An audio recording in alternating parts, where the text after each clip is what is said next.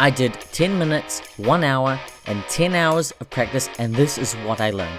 Here's the backstory. I entered a Formula Racing League without ever having raced the cars before. For the first race, I started 20th on the grid. To my eyes right now would be Zach Smith in 13th. Notable pass over the last lap. Zachary Smith is currently leading the AM class over Kyle Allen. There you go. That has been a recent change. We talked about all the AM drivers pitting together. Zachary Smith is the top AM right now, the 40 Gray Square Amateur Division. And he is about 3 seconds clear on Kyle Allen. In this race, I was racing for top amateur driver of the night. I had a 3-second gap with 6 minutes to go. I believe that's the Australian flag there for Zachary Smith, so a home race. My vexology is not up to par, but I believe that's the Australian flag. Brother, what the hell? I am not Australian. Oh, fuck. Up in a booth 200 for the very first time, it is Mr. Zachary Smith. Welcome to the booth. Congrats on top AM honors here this evening.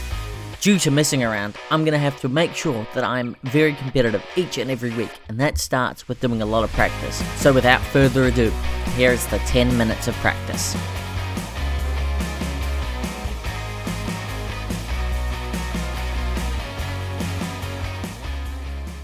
Throughout this video, I'm going to be classifying what I learn in 3 main categories. This is consistency, pace, and confidence. Firstly, I want to talk about the consistency of doing 10 minutes of practice. And the reality is there is none. With 10 minutes of practice, I barely even knew the track. You'll see through a lot of these corners, like for example this one here, I actually didn't even know the radius of the turn, so I just drive off the track. That's quite common in 10 minutes of practice when you don't know the track or the car, because you just have no idea how the car's going to feel, how it's going to handle. When it comes to pace, it very simply is how fast am I driving? And the answer is this refers back to the consistency that I have. Throughout the 10 minutes of practice, I was not even able to string a good lap together because I barely knew what the track was like. I was underdriving a lot of corners, and I didn't even know how some of the corners went. So, the pace in 10 minutes practice is never going to be that high. In 10 minutes of practice, it's actually more about just trying to learn the track than actually optimize and try and make a fast lap. And as such, there isn't really too much pushing I'm able to do. It's so easy to go off, especially on cold tyres, when you don't know the track. I had to be very mindful about being cautious about crashing, as a crash would be detrimental to the 10 minutes of practice, as the tyres would be bone cold for my fastest lap. Finally, we can talk about confidence. This is the biggest issue I had in the 10 minutes of practice. And this once again comes down to the fact that I didn't know the track layout and had never driven it before. As such, I didn't feel confident in fully pushing and maximizing the track limits. And you'll see that through multiple pieces of the track, such as the final sector here, where I'm very much underdriving it and not maximizing the track limits at all. In conclusion, the consistency and the pace of confidence after 10 minutes of practice is not that high. The lack of practice and running laps inadequately prepared me for creating a fast lap within the 10-minute time frame. If I were to do practice, I would not recommend just leaving it at 10 minutes unless you're already familiar with the track and you're just trying to warm up for the day.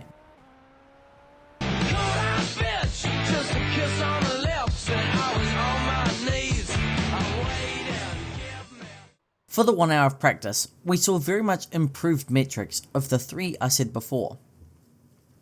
My consistency had well increased. I was no longer doing 59-second lap times and was doing a 57 quite consistently by the end. The consistency had well increased over the 10 minutes of practice. This is due to the fact that now I'm actually familiar with the layout and the corner radiuses. I can push the car to the limits while being confident in my abilities and knowledge of the track to maximize the limit. I would say that the biggest thing that increased from the 10 minutes to 1 hour of practice was actually the pace. We cut off 2 seconds of lap time in just an additional 50 minutes of practice. That is 7% of lap time just for an additional 50 minutes of practice, which is an insane return on investment of time. You'll see here though that despite having 1 hour practice, my consistency isn't perfect. You still see that I'm having slides, micro slides, and just generally not pushing the braking zones as much as I can. Portland is such a timing based track, and it's crucial that you have a lot of experience on this track.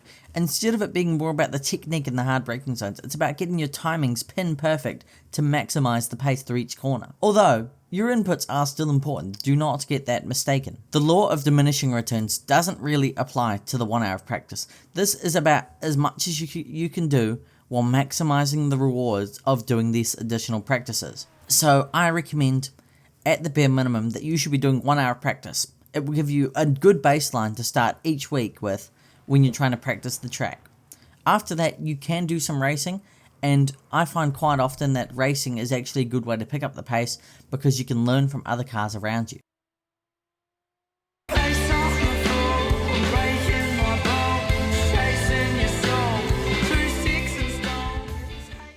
Going on to the 10 hours of practice, and we're going to talk about two key things that I noticed from 10 hours compared to the 1 hour and 10 minutes.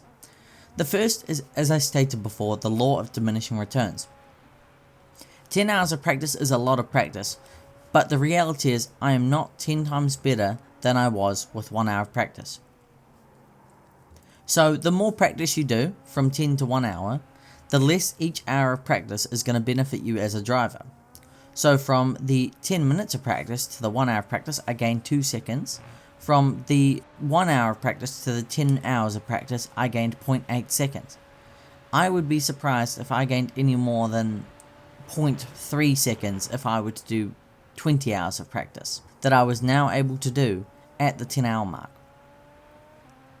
Unlike at the 1 hour mark, when I could push 1 or 2 laps in a row and maybe have a little spin and stuff, in the 10 hours of practice I was able to consistently be putting qualifying laps in repeatedly without having issues such as crashing the car or spinning. This meant that I was able to have more attempts at getting a fastest lap because the tyres in this car can last a whole stint without having major degradation. It is key to note that throughout this video I did not use the overtake mode, so as such I was able to get more laps per each run, and each run lasted about 33 minutes of straight pushing, but you could only really set a PB lap time in the last 5 laps of it. In the 10 hours of practice, due to having the additional time period, I also did some race practice, which I did not do in any of the other 2 practice sessions. This race practice included lining my car up on the grid, doing a start, and then doing 35 minutes of racing with the car. It gave me a good idea on how the race might play out on race day and potential pit strategies that I can take advantage of to clear myself from the field. My confidence was at an all-time high at the 10 hours of practice. Interesting to note that throughout the hours of practice, some of them were better than others. I quite enjoyed the practice hours 1 to 5. The track was quite a novelty. Hours 5 to 8, I didn't enjoy so much. It was a bit of a hump for me, but you got to push through it to reap the rewards. And then lastly was the 9th and 10th hours of practice. These were immensely fun because these were when I was at my peak skill level and was able to push and put some really good lap times in. If I were to do this practice challenge again, I find it hard to say that 10 laps of practice would be optimal. I say next time I'd probably do about 3 to 4 hours of practice, as that was when I was within about 2/10 of what I got at the 10 hour mark. Anyway guys, if you like this video and you want to see more, remember to subscribe. I'll be trying to upload weekly-ish. And it does a lot if you help the metrics by just liking, subscribing, and commenting what you liked about the video.